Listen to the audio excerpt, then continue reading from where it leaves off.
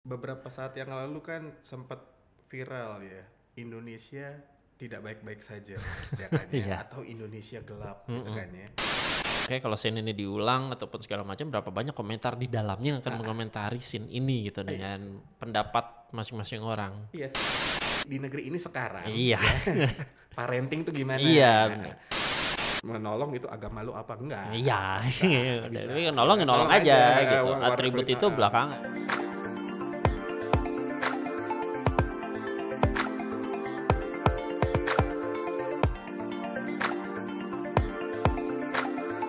Halo, ketemu lagi di Saya Podcast Indonesia, kanal psikologi untuk bangsa, channel podcast Fakultas Psikologi Universitas Pancasila.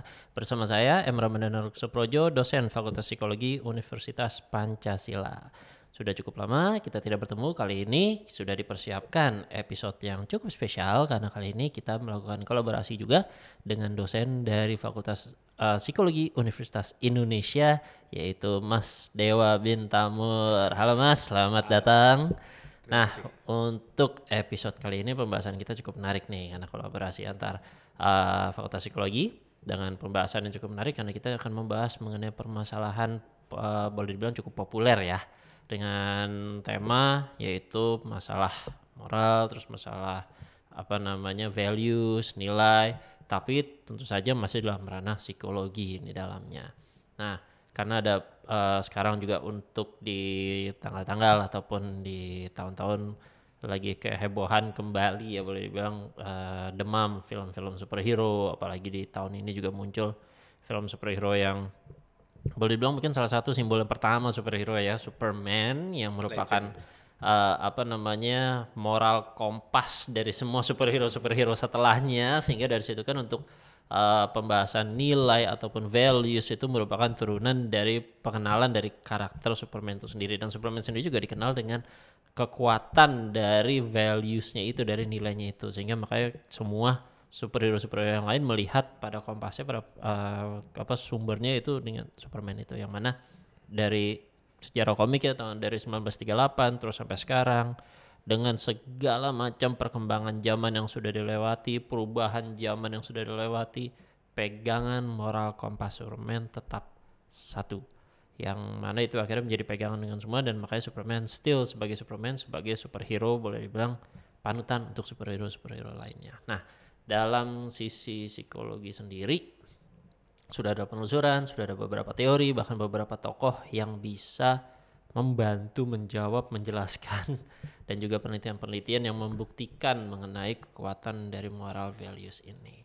Nah, dari Mas Dewa sendiri, dari pendekatannya dan juga untuk tokoh-tokohnya dan segala macam, apakah moral values dalam ilmu psikologi ini masih relevan untuk zaman sekarang? Iya, harus, wajib, pasti relevan karena ini beberapa saat yang lalu kan sempat viral ya, Indonesia tidak baik-baik saja, ya kan ya, Iya. atau Indonesia gelap gitu kan ya. Nah, justru itu yang menggugah saya untuk menggugah Iya. gue aja lah biar kita lebih santai, Iya. ya, untuk berpikir gitu kan ya, gimana caranya untuk membuat Indonesia menjadi lebih terang. Nah, ya, dan cara yang lebih mudah untuk dipahami. Nah, tentunya menggunakan hal-hal yang sudah populer. Nah, salah satunya Superman, karena udah lama nih tokohnya.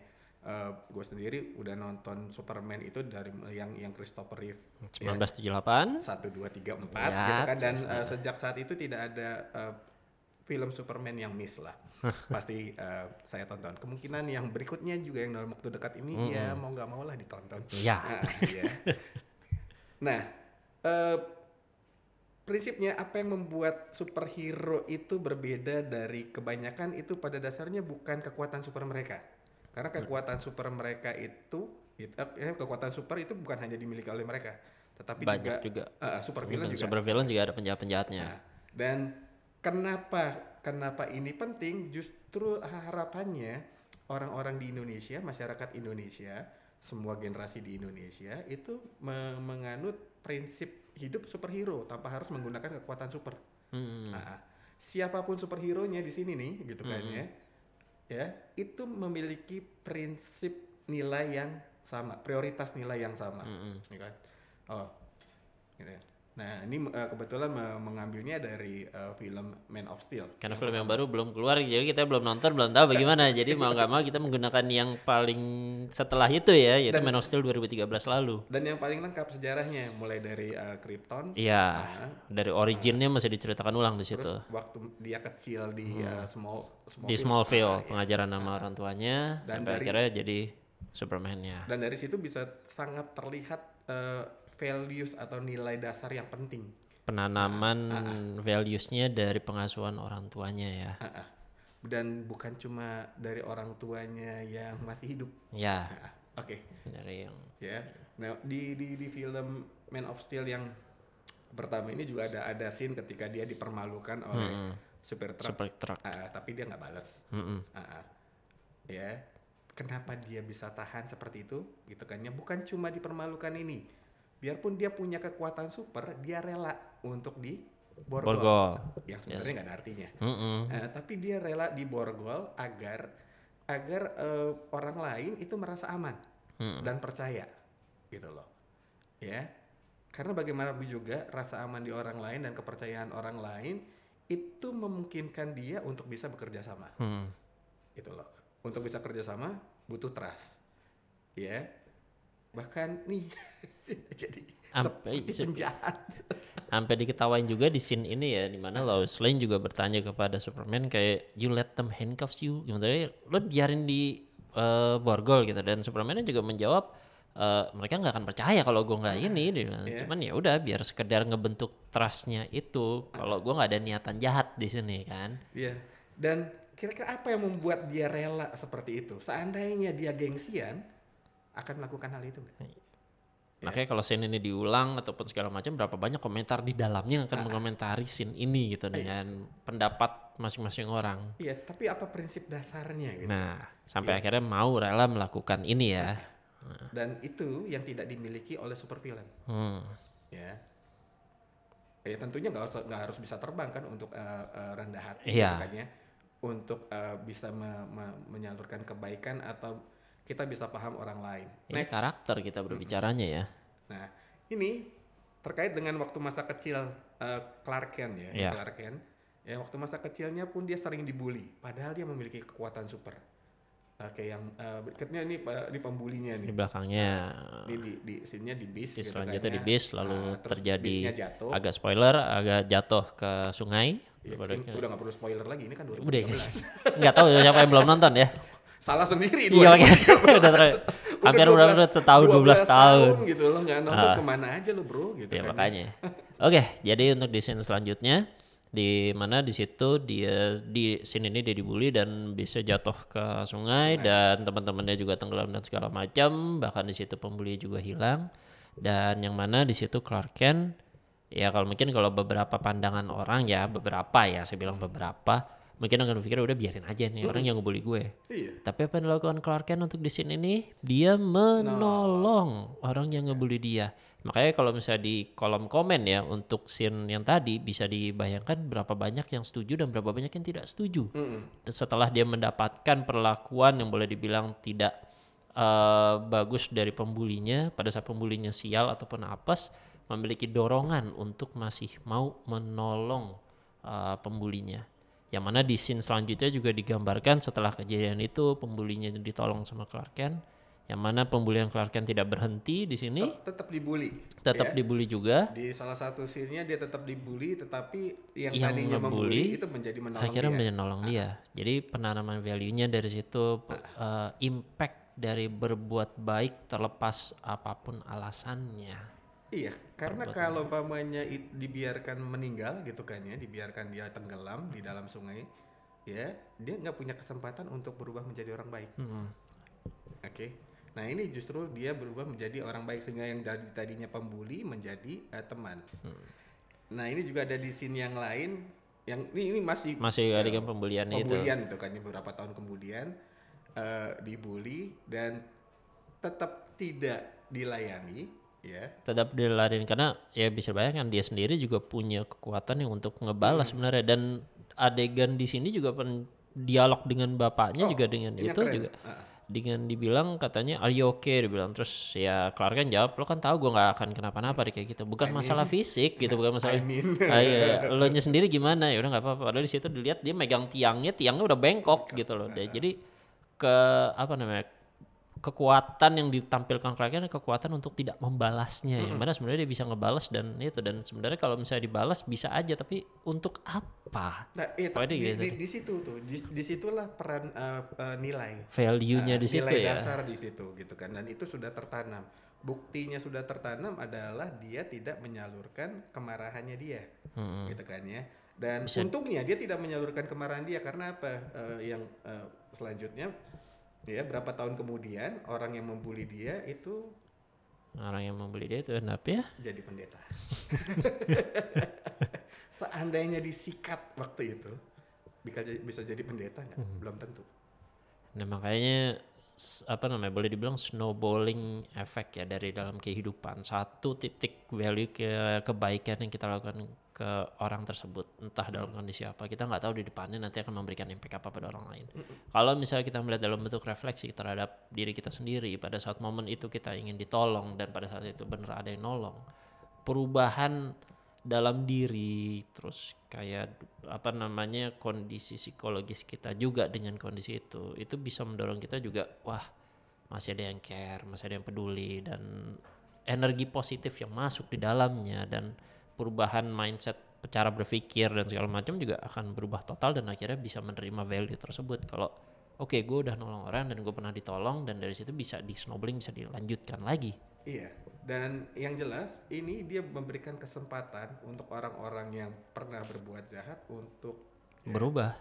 Karena kalau waktu itu disikat, habis, nggak ada itu. Dan memang value Superman dari semua komiknya pun juga dalam semua serialnya pun juga memang menunjukkan kalau trust dia terhadap humanity, terhadap manusia kalau memang bisa berubah. Karena dia melihat sendiri, dia merasakan sendiri, dan dia percaya. Karena dia dibesarkan sama orang tua dengan lingkungan orang tua yang memang seperti itu. Oke. Apa yang membuat Superman menjadi seperti itu? Karena dia memiliki nilai dasar, ya, yang kuat. Dan apa itu nilai dasar? Nilai dasar itu adalah prinsip atau panduan dalam kehidupan.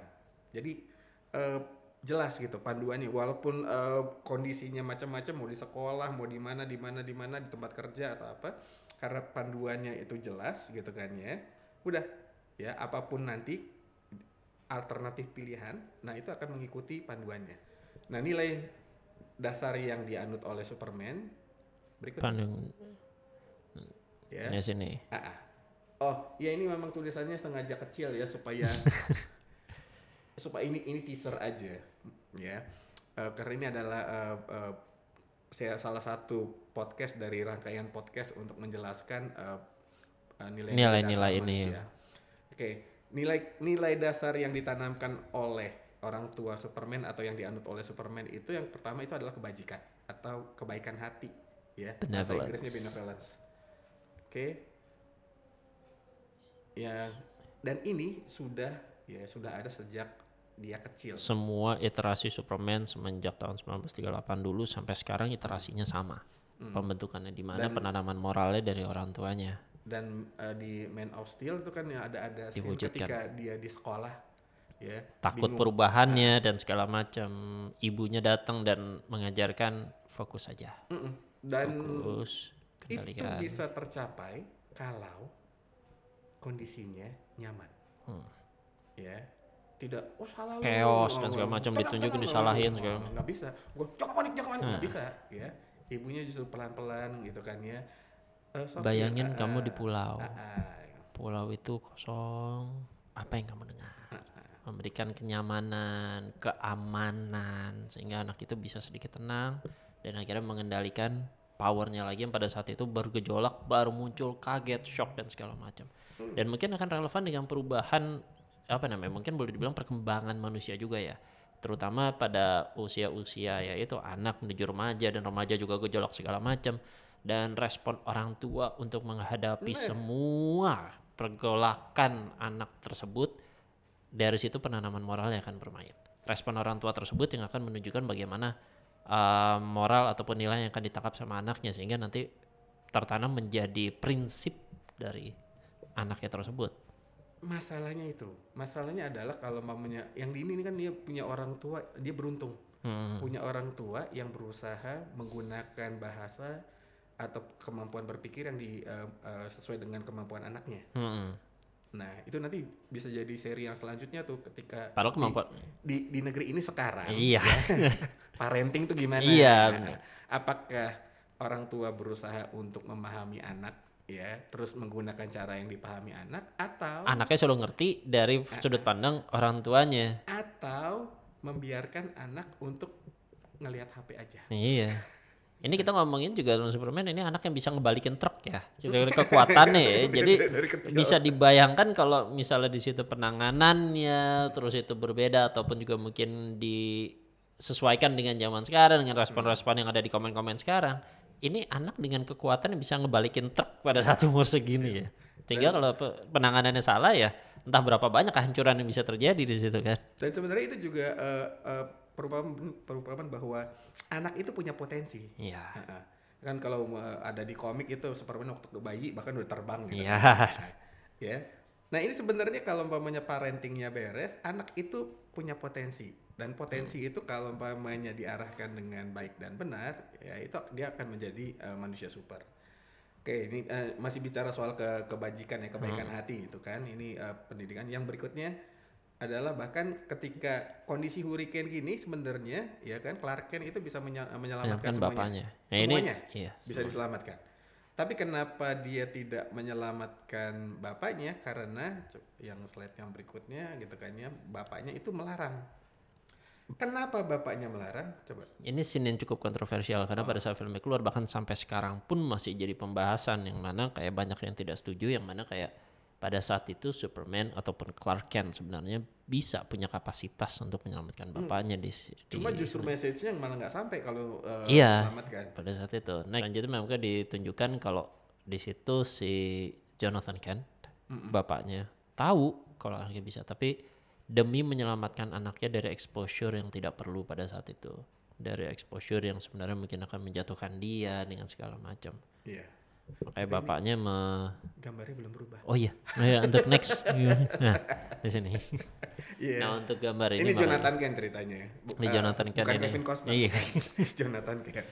Nah, kayak untuk sebagai karakter yang dalam perdebatan, saya berani bilang karena masih, apalagi dengan film Superman yang baru akan tayang ya nanti, ini masih jadi perdebatan yang cukup panas untuk scene ini karena banyak yang tidak setuju atas keputusan ini gitu dengan pengorbanan ini. Tapi melihat sekarang exposure yang ada dan segala macam, nah ini salah satu penanaman moral yang ingin disampaikan sebenarnya. Iya, dan ini sebenarnya yang ingin diberitahukan adalah bahwa itu kan ya, orang tua itu, kebaikan orang tua itu tidak hanya sebatas memberikan makan, tetapi juga menanamkan hal-hal yang dianggap benar. Dan ini siapa nama bapaknya? Jonathan Kent. Di otak ini selalu Kevin Costner.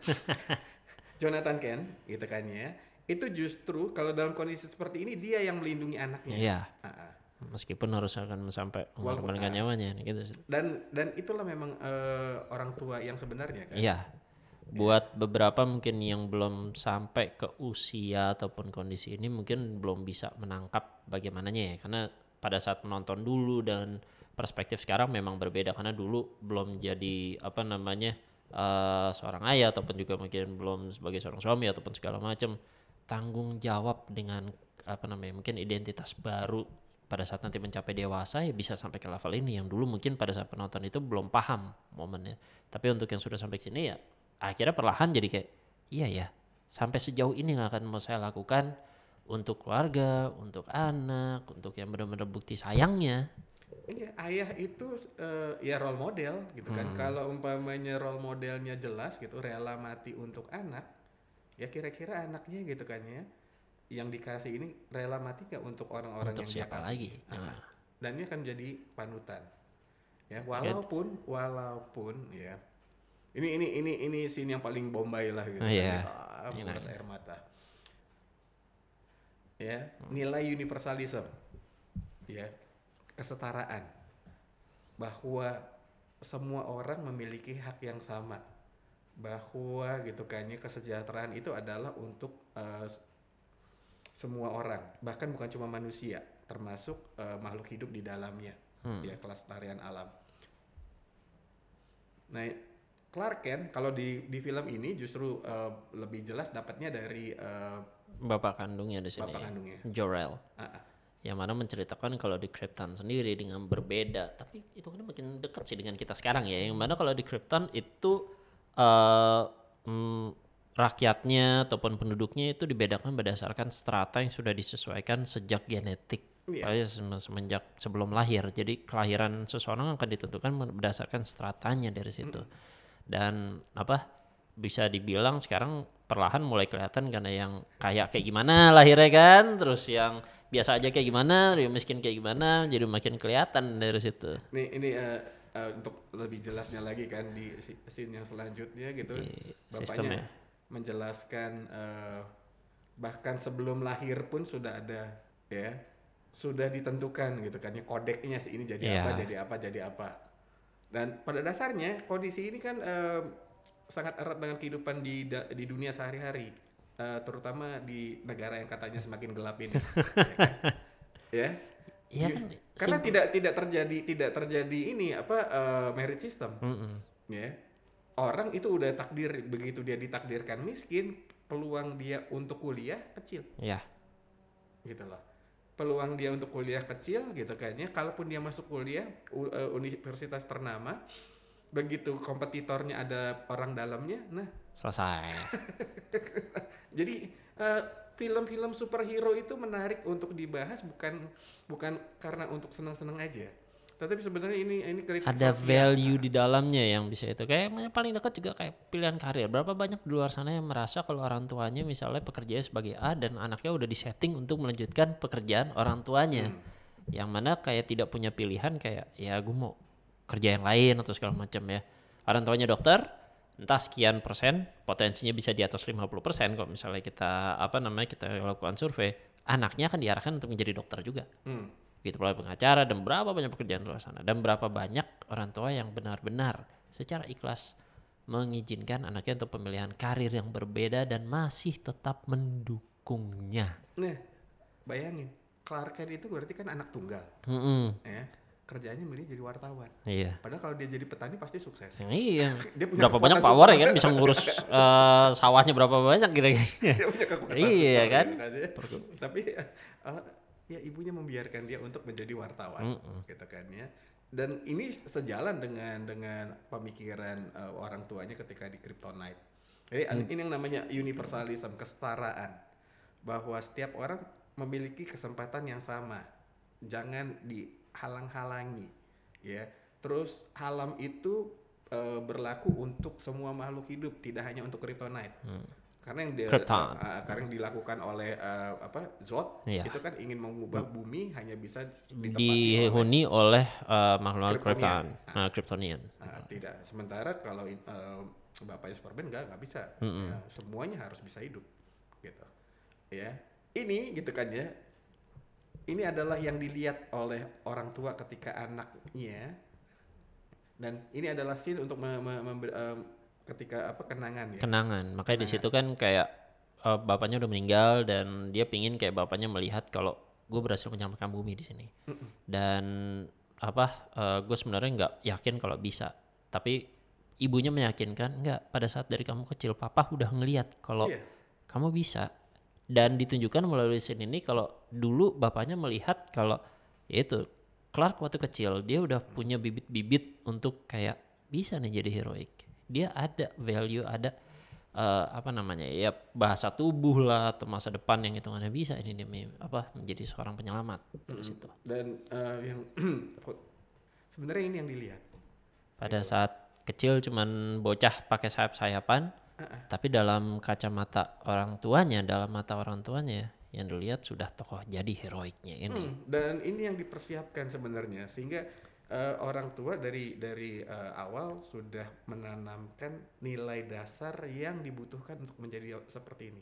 Kebayang nggak sih kalau umpamanya Superman ya waktu kecil dengan kalau zaman sekarang gitu kan ya, udah ada HP ya, udah bisa terbang, kira-kira dia bakal selfie gitu nggak kalau umpamanya gue terbang sama burung ini, burung gitu kan ya, bareng burung gitu kan ya.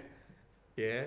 Makanya jadi lagi-lagi kembali ke values-nya, ke nilainya. Apa dilihat, apa yang penting, apa yang prioritasnya, sehingga nanti untuk penanaman pembentukan ke depannya sebagai seorang yang memiliki karakter yang akhirnya membentuk identitas dia, terus segala macam decision making atau pengambilan keputusan dia untuk segala macam dalam hidupnya, baik yang penting maupun yang tidak penting, sampai akhirnya kita bisa menghadirkan Superman lain kan untuk kedepannya. Dan harapannya justru yang memiliki prinsip dasar yang sama dengan Superman itu adalah kita ini. Nah, ini sebenarnya ada prioritas nilai yang menggunakan teorinya Schwartz. Saat ini saya masih menggunakan yang 10, sebenarnya udah 19. Okay. Tapi karena yang lebih penting itu nomor 1, nomor 2 gitu kan ya. Kebajikan atau kebaikan hati dan universalism. Kebayang nggak kalau umpamanya power atau kekuasaan yang jadi nomor 1 bakal sebrutal apa orang itu? Ya Superman bakal bisa menjadi Superman atau tidak? Gitu. Dan sebenarnya, ini adalah nilai-nilai yang harusnya di urutan nilai yang diberikan kepada anak-anak. Pengajarannya ya, secara urutan. Kebaikan hati dulu, universalism. Nah untuk lebih detailnya itu nanti di episode selanjutnya. Nah sehingga ya karena yang lebih utama itu adalah kebaikan hati dan universalism gitu kan ya, ketika rumahnya hancur gitu kan ya, habis diserang gitu, ditanya sama anaknya udah cemas, mom gitu kan gimana ya, I'm alright rumahnya jadi udah yang penting memorinya terselamatkan. Yang itu kan nice suit son. Jadi kembali values-nya, nilai lebihnya, apa yang dilihat. Makanya kan untuk kalau misalnya beberapa orang di luar sana juga akan melihat kesedihannya. Dulu rumah gua hancur, gimana gantinya, gimana rubahnya, gimana cari biayanya dan segala macam. Ibu berpikir udah kenangan ini yang paling penting, kenangan ini yang diselamatkan. Dan justru itu adalah warisannya, gitu kan ya. Walaupun nantinya itu butuh Batman untuk menyelamatkan. Iya. Tapi kan kembali, value-nya itu untuk bisa melihat tadi dari yang di depan, untuk melihat ke depannya untuk bisa lebih terang. Karena kalau misalnya memang ngelihat, aduh nanti gimana nyari duitnya, nanti biaya gimana, itu bukti kegelapannya yang terlihat. Kalau mainnya seperti itu, prioritasnya bukan kebaikan hati dan universalism. Ya. Itu lebih ke uang. Kayak kegelapannya dari situ. Tapi makanya tadi kalau kebaikan hati, universalism, karena kita tahu kalau memang kenangan itu nggak bisa kita cari lagi, nggak bisa dibentuk lagi, dan itu yang paling penting. Makanya kalau uang mungkin bisa dicari lagi, sehingga dari situ keterangannya bilang ya itu bisa, itu nanti bisa, nggak gampang tapi mungkin bisa, sehingga ketenangan hatinya, keterangan yang bisa didapat untuk masa depannya, itu yang membuat orang menjadi hopeful ya, karena you're not alone. Nah itu, dan sebenarnya itu yang mesti disampaikan ke yang ada di orang Indonesia ini, supaya negeri ini menjadi lebih terang benderang gitu loh. Nah mungkin pembahasan yang selanjutnya soal bagaimana kenapa supervillain tuh menjadi supervillain, gitu kan, including power tadi, karena dalam salah satu komiknya Superman yang dibesarkan di Earth 3 itu memang awalnya dengan kekuatan dengan pengajaran moral values-nya power, hence makanya jadinya Ultraman, yang mana dia dalam bentuk Superman yang diktator karena prinsipnya power nomor 1, bukan benevolence tadi, bukan kebajikannya. Yang isunya katanya akan keluar nanti di film Superman yang baru, tapi kan kita belum nonton jadi belum pasti, belum tahu. Nah kan tapi ya? Iya. Tapi memang pengajarannya varian dari Superman-nya, karena semakin banyak variannya, salah satunya dari Earth 3 itu mengajarkan power sebagai sumber nomor 1, dan bisa terlihat pengajaran dengan power itu mengarahkan Superman menjadi supervillain. Iya. Silakan coba dilihat di ininya kan. Kelihatan gak sih? Harusnya kelihatan. Nanti kelihatan. Ya, power itu kan ya, dengan benevolence dan universalism ya, antara power dominance dengan benevolence dan universalism itu bertolak belakang. Sisi yang berlawanan sekali di situ. Itu bertolak belakang. Sehingga kalau umpamanya tidak didahului dengan benevolence, kebajikan atau kebaikan hati dan universalism, ya tentunya orang itu akan jadi yang tidak superhero. Ya, kebalikan. Tapi itu penjelasan untuk itu nanti di podcast berikutnya. Karena bagaimanapun juga usaha untuk saya ya memberikan materi ini adalah gimana caranya membuat Indonesia menjadi lebih terang dengan cara yang mudah-mudahan lebih bisa diterima, tidak terlalu teoretis. Benar. Teorinya panjang lebar tinggi ya gitu kan ya, tapi kuliahnya bisa sampai 4 tahun standar ya kan kalau di psikologi ya. Untuk apa gitu kan. Yang penting sekarang esensinya yang dimiliki oleh para superhero, kenapa mereka menjadi superhero, panduan hidup mereka adalah kebaikan hati ya, atau kebajikan, atau bahasa Inggrisnya benevolence, dan universalism ya, kesetaraan gitu loh, dan berlaku untuk semua orang. Dia nggak milih-milih waktu menolong itu agama lu apa enggak. Iya. Bisa. Nolong aja gitu. Atribut itu belakangan enggak. Dia nggak akan ikut-ikut gitu kan ya. Politik nggak ada. Itu Iya. kan politik lu pilihan siapa lu waktu itu nggak bisa. Makanya universal. Apapun Jadi pilihan politiknya, apapun warna kulitnya, apapun agamanya, kalau butuh pertolongan, tolong. Makanya gitu kan ya. Makanya Superman di situ kan. Iya, seperti itu. Oke, nah itu dia makanya untuk dalam episode kali ini bagaimana value penting dalam pembentukan karakter seseorang, dan sudah terbukti juga dalam pembahasan ilmu psikologi di dalamnya, dan bagaimana peran psikologi untuk kehidupan sehari-hari, terutama ya dari contoh episode kali ini dari segi pengasuhan, bagaimana penanaman moral values dari orang tua kepada anaknya yang akhirnya nanti akan membentuk either antara dia menjadi Superman atau dia menjadi Ultraman. Nah, kayak yang penjahatnya supervillainnya di situ. Mungkin untuk contoh lain juga bisa terlihat dari Lex Luthor ya, tapi kan Lex Luthor villain bukan super villain. Nah, tapi begitu pas punya power yang Superman tersebut dengan penanaman moral tadi, boleh dibilang power, saya makanya jadi Ultraman tadi, jadi ancaman karena yang paling penting adalah power yang bisa terlihat sekarang cukup mendominasi di mana-mana ya. Karena bedanya kebaikan hati ya dengan power atau kekuasaan, itu kalau power, kalau kita salah itu dihukum. Ya. Approach-nya adalah hukuman. Sementara kalau kebaikan hati, benevolence gitu kan ya, kalau ada orang salah itu dimaafkan. Gitu loh. Kan nggak mungkin kita menghukum orang yang powernya lebih kuat dari kita. Iya. Ya, tapi kita mungkin memaafkan orang yang lebih lemah dari kita. Gitu. Ya. Makanya tadi kesalahan-kesalahan Superman dengan bagaimana dia humble-nya, dengan ya tadi dia bisa aja melakukan perlawanan pada saat dia di borgol, tapi kan kembali untuk membentuk trust dan segala macam agar bisa kerjasama, makanya dia ya udah sengaja di borgol meskipun sebenarnya kita tahu itu enggak ya, tapi kan biar orang-orang bisa merasa tenang dulu gitu kalau misalnya dia gitu. Nah, sehingga yang namanya proses komunikasi juga itu untuk bisa melihat dua arah, gimana nih saya bisa mengambil trust orang tersebut. Ya, kalau misalnya memang harus merendah dulu ya udah merendah dulu. Jadi kekuatan supernya itu adalah kemampuan untuk menahannya itu. Makanya kan dari backstory-nya tadi pada saat dia kecil, tawan tiangnya udah bisa bengkok karena di rumah sama dia karena dia nahan marah, gitu kan. Kalau orang yang di rumah mah habis kayak gitu kan tadi, dan kembali tidak memberikan kesempatan bagi orang tersebut mau berubah. Bukan punishment gitu kan, tapi forgiveness, dan forgiveness itu memang membutuhkan kekuatan yang lebih super. Benar. Mungkin orang ngelihat gampang untuk kayak marah sama orang lain, memberikan hukuman dan segala macam, tapi bayangkan berapa besar kekuatan yang yang harus dikeluarkan pada saat kita harus menahan diri untuk tidak marah, untuk tidak menghukum, tidak ngebentak.